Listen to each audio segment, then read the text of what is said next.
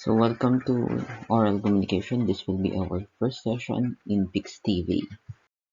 For our class flow, it will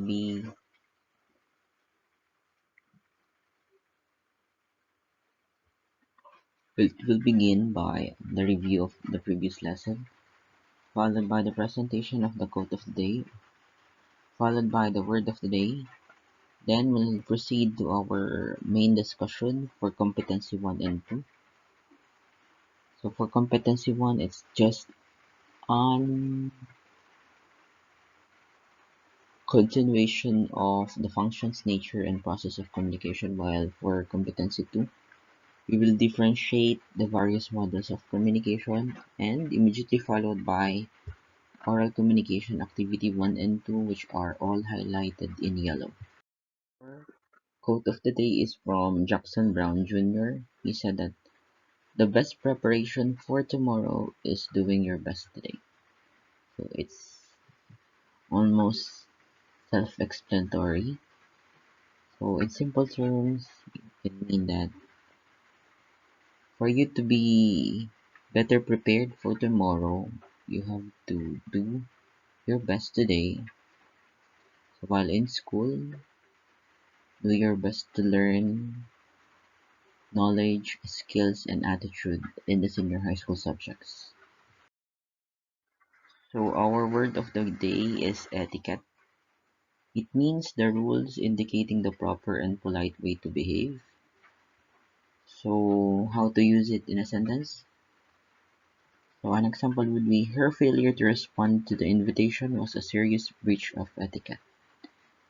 A book about etiquette. And there is what we call telephone etiquette, or the proper way to behave when speaking on telephone. We can also refer to senior high school etiquette in Lusacan. It can mean the proper way to behave as a senior high school while in Lusacan National High School, senior high school. So let's now have a review of the meaning of communication. According to Thought Corporation, communication is the process of sending and receiving messages through verbal or non-verbal means. So according to this picture, I think these two persons are on a date. So the girl said, "Your food smells delicious." So I think the boy or the male is a chef. So the girl here is the sender while the boy is the receiver. So after hearing that, the boy said thanks. So while the interpretation of meaning is she wants to try a bite of the food on the table, and that's a form of communication called oral communication. So let's now have a review of oral communication. So oral communication, according to Geek Tonight, takes place in face-to-face conversations. What are some of those examples? It can be through group discussions, telephone calls, and other circumstances in which a spoken word is used to express meaning. And according to this picture, there are several advantages of oral communication. So there is immediate feedback. You can express your personal touch because different people have different ways of expressing themselves. Then you can also facilitate group communication through oral communication, and there is also some form of secrecy when you do oral communication. So according to our next slide, we have what we call the nature of oral communication. So we will adapt the nature of communication also. Communication is a process, the process of sending and receiving messages. Communication is systematic. So it's up to the person to follow a system of sending and receiving messages. That's why we will discuss different models of communication. Communication is also symbolic. You may be saying something, but It may be the opposite because of your body language. So that's why there is verbal and non-verbal cues. And that's part of communication. And communication involves meaning because usually in sending messages, you send information and the receiver gives meaning to that particular set of information. So we have four natures of oral communication. It's a process, it's systematic, it is symbolic, it involves meaning. So according to one of our activities, we have um, summarized at least three functions of oral communication, that is to inform, to entertain, and to have understanding. And that's according to our class activity. But according, these are the functions of oral communication: to inquire, to inform, to persuade, and to entertain. So what does it mean to inquire? It means to request for information, assistance, services, or supplies without persuasive effort. Next, we have covered this one: to inform or to convey information. Third function of communication, sometimes it's to persuade or to motivate others to act or behave in a certain way, agree with our opinion or beliefs, get action on a matter, reinforce or intensify their beliefs. So that's to persuade, and that's usually accomplished through a speech. And lastly, the last function of communication is to entertain, to make other people laugh, to amuse, to decrease the tension, or to build rapport with others. Before you do your or first oral communication activity, so we should always remember that communication is also a process. Aside from its functions in nature, it's also a process, or it's also a part of the nature of communication. So as a process, there is a communication source, there's the message, there's the encoder, there's the channel or medium, there's the decoder, and lastly, there is the receiver. So it's a cycle. So and cycle are always called processes. So for your first oral communication activity, these are the instructions. Make a dialogue about one function of oral communication in a piece of paper. Then, take a 3-minute video showing or adapting the selected function of oral communication. And lastly, submit the picture of the dialogue and video to me through Messenger. So let's now have our rubric. So it's self-explanatory. We will be grading your vocabulary during in your dialogue and also during your video presentation. And make sure to um use proper grammar and spelling. So you will be graded 5, 10, 15, 20 according to the quality of your work. So if you do need to read specifically the rubrics, you may post this video for you to be able to take notes of how you are going to be graded for your first oral communication activity. So for our next part of discussion, we are now in competency number 2, to differentiate the various models of communication.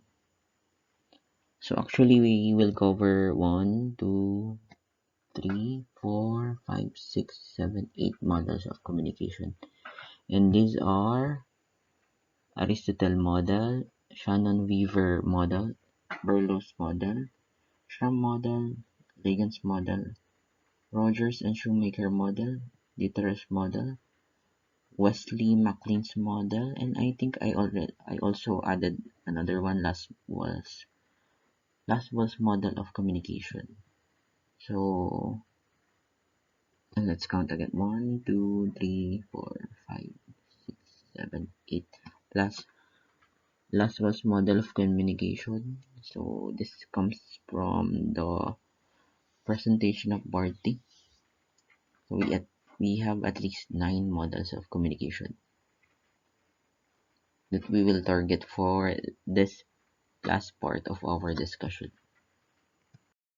So this is how Aristotle's model looks like. So according to Aristotle, communication process has 3 elements, only 3 elements: speaker, speech, and audience.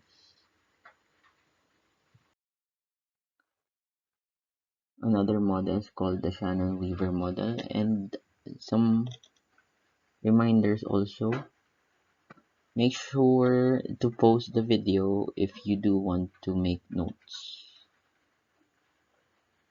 So for the Shannon-Weaver model, there are 2 persons who proposed this model. According to them, there are 5 ingredients of communication, which are source, transmitter, signal, receiver. Please correct the spelling of receiver. So it's Receiver.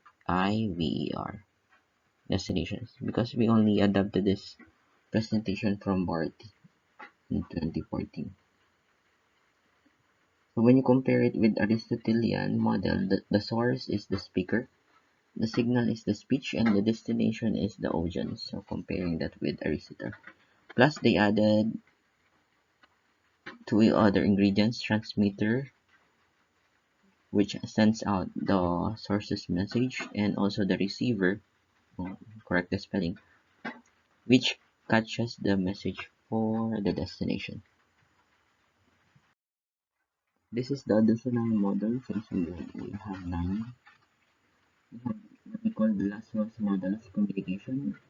Laswell focused on identifying the parts of communication.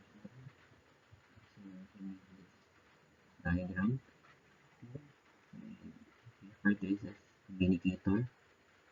Okay, what? The message. In which channel? It's called the medium. To whom? It's the receiver. With what effect? So it's the effect. This is called Laswell's model of communication. So it's still a linear form of communication, just like the other two, which was discussed earlier. So the next model is called Berlow's model. So it was proposed in 1960. So there is what we call the parts of communication for Berlow's model. We have what we call the communication source, encoder, message, channel, decoder, and the communication receiver. Take note of the spelling again.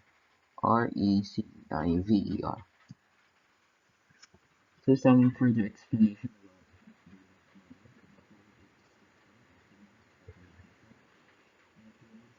about message in code or cipher. Channel means the medium through which the signal moves. So during this time, I think it's the radio, which is the most common channel. The decoder means which converts the message in the code into ordinary language, which may be easily understood. So that's where Berlin. So in continuation of Berlin's model, he further elaborated that all human communication has some person or group of persons with a purpose. The purpose of the source has to be expressed in the form of a message. Still under Berlow's model, a communication encoder is responsible, take note of the spelling, for it should be S, for taking the ideas of the source and putting them in a code, expressing the source purpose in the form of a message. So again, the channel is the medium. For communication to occur, there must be somebody at the other end who can be called the communication receiver. Receiver. And he will be um, referred to as the target of communication. The next model is Schramm model. Some of the spellings here are incorrect, so some of the literature here, double M, SCHRA, double M, Schramm model. So according to Schramm model in 1961, what are the parts of communication? It involves source, encoder, signal, decoder, and destination. So most of the time, this particular model was adapted for mass media, for television. Model is called Ligan's model in 1963. So according to Ligan's, these are the elements of communication: communicator, message, channel, treatment, audience response. So take note of the spelling. Response is S. So according to Ligan, the task of communication is to provide powerful incentives for change. Success at this task requires thorough understanding of six elements of communication. So ito yung six na yun. A skillful communicator, sending useful message through proper channels, effectively treated to an appropriate audience that responds as desired.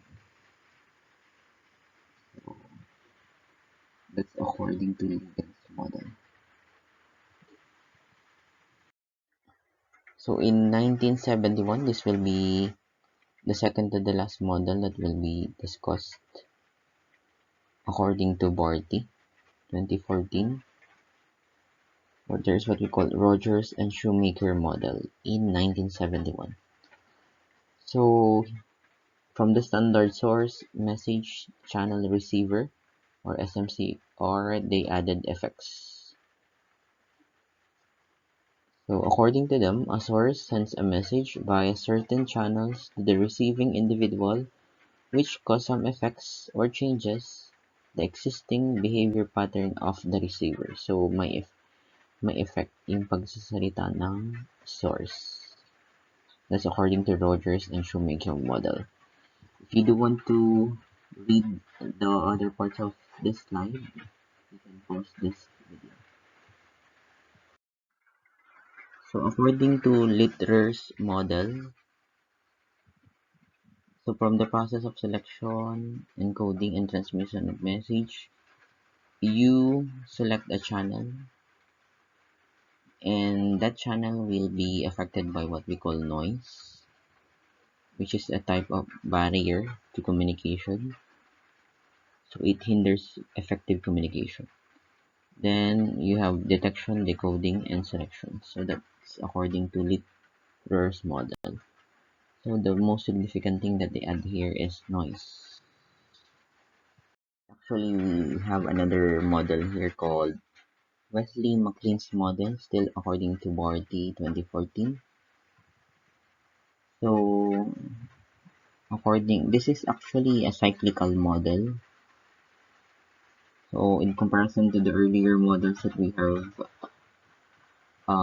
discussed, so this is cyclical. So it forms a cycle from the sender encoding, then channel decoding, receiver feedback. So that's Wesley McLean's model. So it's a cycle. Actually, when you do pursue mass communication, there is also the different classification of models of mass communication.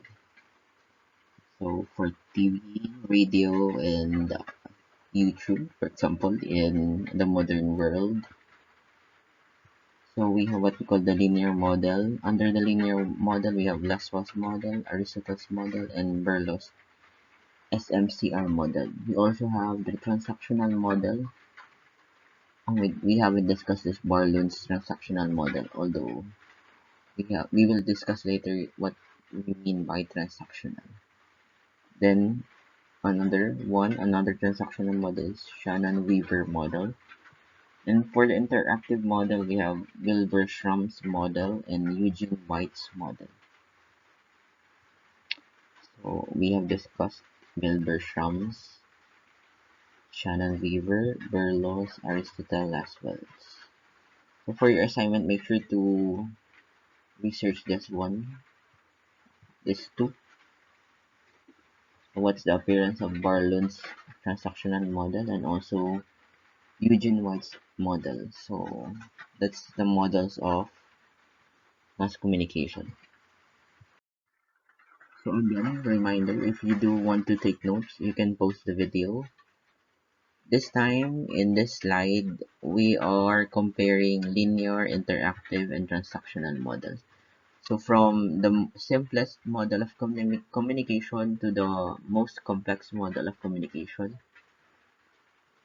it's what we call the transactional model of communication.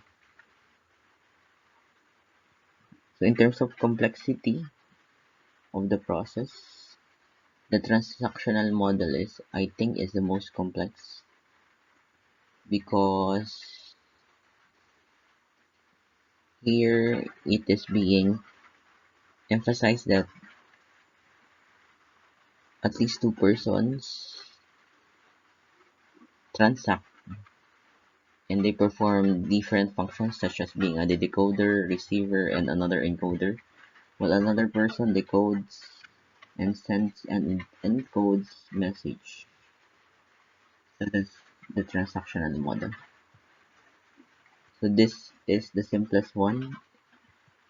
Most of the models that we have discussed are linear models of communication. So this is another representation of linear, transactional, and interactional model. So yon. Because in the transactional, it's somehow give and take. Palitan sila ng information. So interactional, it usually follows a cycle. So but these two are more complex models of communication than the linear ones. So for the last part of our session for the day, we have competency 2 or communication activity 2. So these are the instructions. The Venn diagram comparing Berlow's model and Shannon Weaver's model in a piece of paper. Take a 3-minute video explaining your Venn diagram. Submit the picture of the Venn diagram in video to me through Messenger. So this is an example of a Venn diagram, but it's comparing dolphins and fish. For your activity, you have to compare the two communication model that was discussed earlier, Berlow's model and Shannon Weaver's model. So that will be the end of our session for today. See you in the next lessons. Good day, basta laging tandaan, sa PIQ'S TV, panalo ang natuto. Okay, don't forget to like our video. You can also comment and don't forget to subscribe to our channel.